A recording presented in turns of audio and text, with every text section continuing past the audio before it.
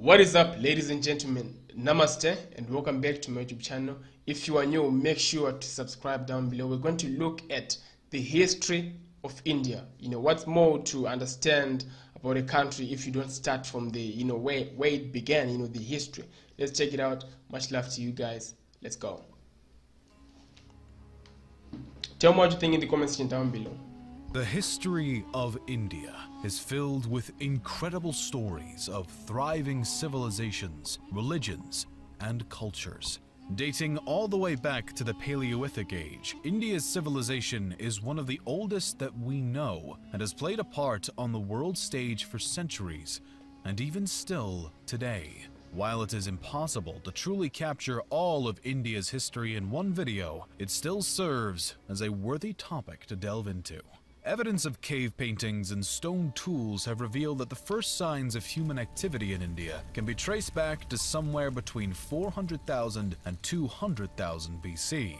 Details concerning the civilizations inhabiting the region back that long ago do not exist, but we do know that one of the first sophisticated societies to walk the lands of India was the Harappan people, who likely existed throughout the first few thousand years BC.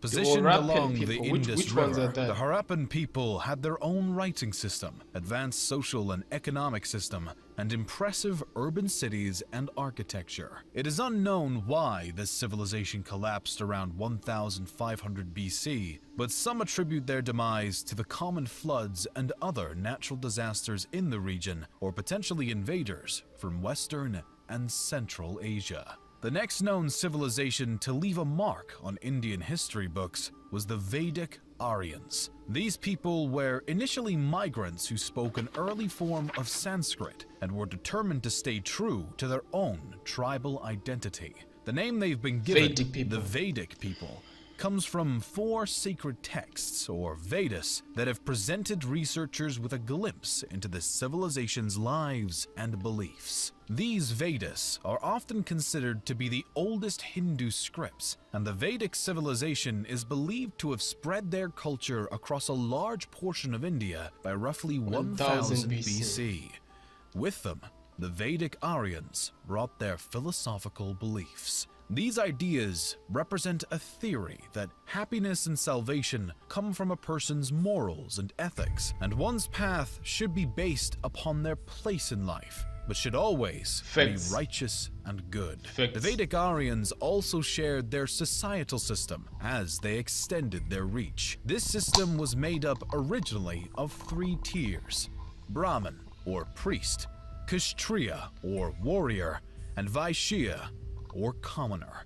The Aryans continued to spread their tribal settlements across India throughout the following centuries as their own civilization grew and flourished in both culture and trade. A series of 16 individual settlements or states spanned across northern India, including the Gandhara, Kosala, Kuru, and the Magadha. The latter particularly flourished under the rule of Chandragupta Maurya during the 4th century BC as it began to expand, and its leader grew his own authority and worked to form the Mauryan Empire, which is believed to be the first Indian imperial power.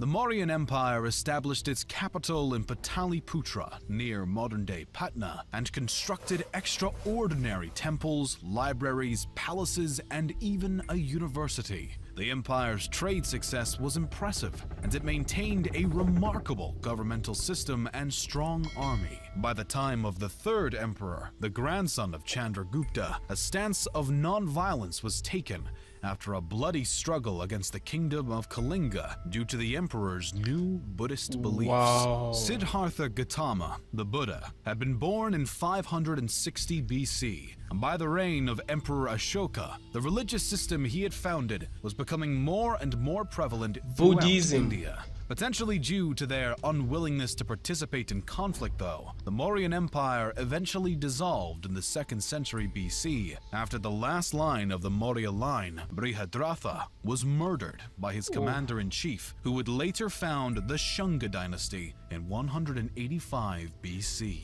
It's always Despite blood. the fact that Brihadratha's assassin Pushyamitra was rumored to have persecuted Buddhists, it appeared that Buddhism faced no decline concurrent with his rise to power. During Pushyamitra's reign, his kingdom maintained authority over a series of provinces as he stood his ground against other powers attempting to expand their territory towards his own. After the monarch's death, though, his dynasty seemed to have fallen in terms of importance. The dynasty is not known to have done anything notably relevant, and their control was short-lived. A variety of settlements and invading powers controlled India at this time, one being the Kushana kingdom. Known for their significant trade involvement with Chinese, Persian, and Roman empires along the Silk Road, one Kushana ruler, Kanishka, in the 1st century AD, also converted to Buddhism and helps to further the religion throughout the region. In 75 AD, the Kushana kingdom marked a new era,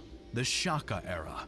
A bit of distance from the Kushanas in the south, a handful of other powers rose, fell, and fought for supremacy amongst each other.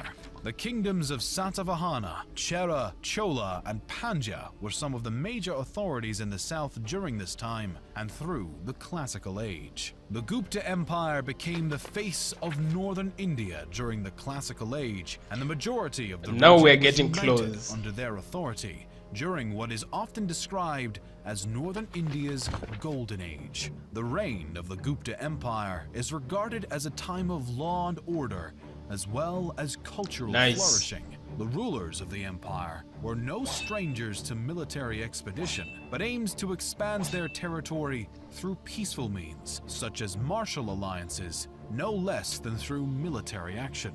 Though the Gupta Empire had extensive success over centuries, they eventually reached a point of decline between the 5th and 6th centuries as invading Huns from Central Asia began to annex and take over the formerly dominant empire's land. As the religions of Buddhism and what later became Hinduism thrived, local and trespassing authorities continued to fight for territory and dominion over the following centuries. The next major shakeup of the Indian civilization came with the arrival of Islam. Muslim invaders began to send missions to India the century after the death of the Prophet Muhammad. A series of Muslim sultans began to lead expeditions into India, claiming places such as Sindh, Multan, and Somnath. These incursions brought the defeat of native kingdoms and the destruction of Hindu temples along the way. The Rajputs stood as one of the most determined defenders against Sultan invaders, but they were ultimately defeated in 1192 by Muhammad Ghori and his forces. As Islam began to work its way into India, other previously principal religions, such as Buddhism, began to decline. By the start of the 13th century, the era of the Delhi Sultanate dominion arose. The first dynasty within the Delhi Sultanate was founded by Qutb That's a lot of ud-Din history, Aibak. man. That's a the lot. Slave dynasty controlled the Sultanate until around 1290, when the Khilji dynasty took over, first by the hand of Jahal ud-Din Khilji. His family held the throne for less than a century, as the Tughlaq dynasty was next to seize power in 1320. The Tughlaq dynasty technically retained power until 1412, but matters were complicated by the incursion led by Timur in 1398 into Delhi. As the Tughlaq dynasty weakened, the Sayyid dynasty replaced them, starting in 1414. The Sayyids lasted for roughly 37 years, but the last ruler's reign was stained by rebellion and discord as the dynasty fell from grace. Yet another dynastic authority took the open throne, this time being the Lodi dynasty. The new dynasty lasted until the death of the then current ruler, Ibrahim Khan Lodi, who was killed in battle at Panipat by the army of Kabul's leader Babur in 1526. Ibrahim's death brought about the final end of the Delhi Sultanate as a whole. Now free of competition from the Lodi dynasty, Babur established the Mughal dynasty, which would end up becoming one of the greatest throughout history. The original Turkic-Mongol imperial power ruled a vast majority of India for over 2 centuries and brought about significant cultural growth and architectural achievements, including the Great Taj Mahal. Despite their immense success, the Mughal Empire began its decline around the start of the 18th century, as revolt after revolt began to shake the foundations of the widespread power, alongside threats from the Marathas and the British. The British, of course. East India Company had actually already been in the region for some time, but the situation with the British started to escalate not long after the Mughals fell. By 1857, India displayed increasing control by the East India Company, and the locals were having none of it. What began as a simple revolt by Indian soldiers in Meerut quickly blew up into a widespread rebellion and became known as the Indian Mutiny of 1857. This rebellion later would be called the First War of Indian Independence, and even though the British were able to quell the revolt after a matter of months, it inevitably had lasting impacts. In response to the mutiny, on November 1st, 1858, Britain's Queen Victoria declared that India would be ruled in the name of the British Crown from that point on. My head Locals is maintained hurting. their disapproval and anger at the British supremacy over their land, and nationalist sentiments and movements were far from extinguished. The next major move towards independence came when Mahatma The Gandhi man. and the Indian National Congress decided to withdraw all cooperation with the British government, beginning the non-cooperation movement following the end of World War I. When this strategy did not bring the wanted results, Gandhi adopted a new technique in the form of the civil disobedience movement in December of 1929. Essentially, the movement was made up of the declaration of an Indian Independence Day that would be celebrated on January 16th, and complete disobedience of any orders by the British government. Again, Gandhi's strategy failed, and this time he was even arrested, while many other rebels were murdered.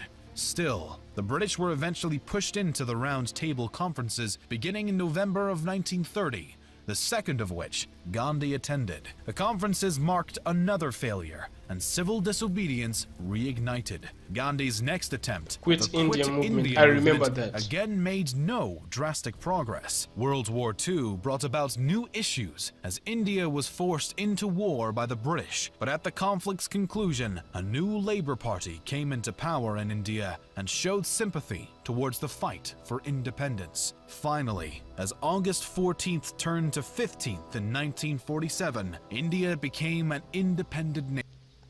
Amazing. Okay, look. Honestly, I mean, if I'm being honest right here, man, this is a lot of history. And at this point, you know, India is just so fascinating. It is fascinating, and I believe you guys, you agree with me on that one. And normally, I do my reaction, you know, like I check out the whole video, and with just simple reaction, like I'm reacting to it, and then at the end I give out my thoughts, you know, like what I'm thinking about it, you know, the whole thing. And I mean, it's really interesting how, you know, it went about, and just looking at you know, how, you know, one dynasty came before another, you know, after another, and there were wars after wars, right? It was just one war after the other, one war after the other, and until I was waiting for this point when the British, you know, when the British came. Obviously, man, you know, it was one of those crazy moments, and then at the end, you know, with all these rebels, Mahatma Gandhi was there. He even went into jail because of that. At the end of the day, everything went down, right? Everything went down, and it was India at last.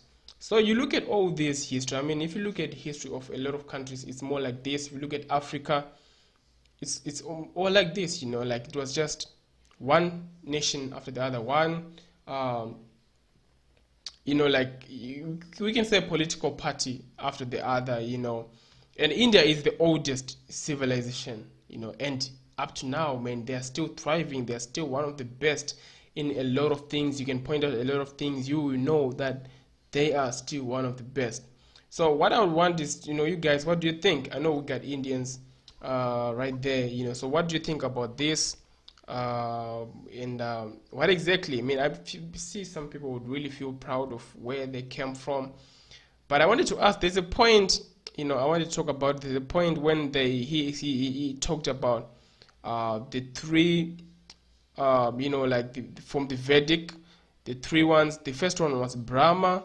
I wanted to ask, are those the ones that are now being said as Brahma, Vishnu, and are they the ones? Because that would be really interesting. He said there was a Brahman, Kshatriya, and Vaishya. So now, is that Shiva, Krishna, Vishnu, and Brahma? Can you explain to me? I would really want to know what exactly the whole idea about all this. But otherwise, take good care of yourself, guys. Love you. I appreciate all this, and I will see you next time. Peace.